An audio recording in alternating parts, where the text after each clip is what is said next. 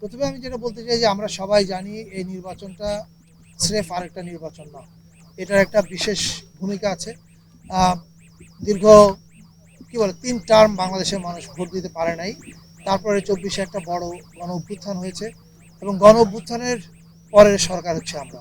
তো নতুন এবং ফিরে আসা গ্রাহকদের জন্য নগদে চলছে ক্যাশব্যাক সহ প্রতিদিন হাজারো উপহার জেতার সুযোগ। হবে আশা আর ফেরা, সারপ্রাইজ সেরা। আহ, মানুষ এই ভোটের মধ্য দিয়ে, আপনারা আমাদের যে কমিউনিকেশন ম্যাটেরিয়ালগুলোতে যেটা দেখেছেন, মানুষ এই ভোটের মধ্য দিয়ে দেশের মালিকানা বুঝে নেবে। এই দেশের মালিকানা বাংলাদেশের মানুষের হাতে ছিল না, এটা আপনারা সবাই জানেন। আহ, এক- একটা হচ্ছে সংসদ নির্বাচনে ভোট দিয়ে সে দেশের মালিকানা বুঝে নেবে, আরেকটা হচ্ছে গণভোট, যেটা আমাদের কাছে আমরা মনে করি আহ, খুবই গুরুত্বপূর্ণ।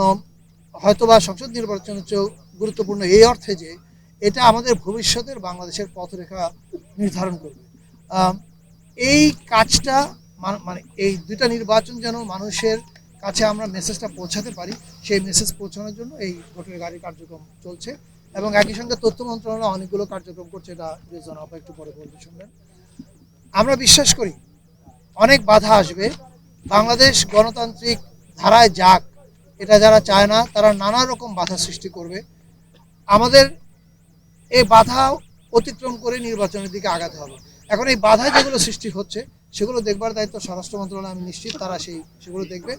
আমাদের দায়িত্ব হচ্ছে এই নির্বাচনে মানুষকে অ্যাওয়্যার করা, এই নির্বাচনে স্টেক কি তাদের সামনে এটা তাদেরকে বলা এবং তাদেরকে উদ্বুদ্ধ করা, তাদের দেশের মালিকানা তারা যেন সবাই বুঝে নেয়।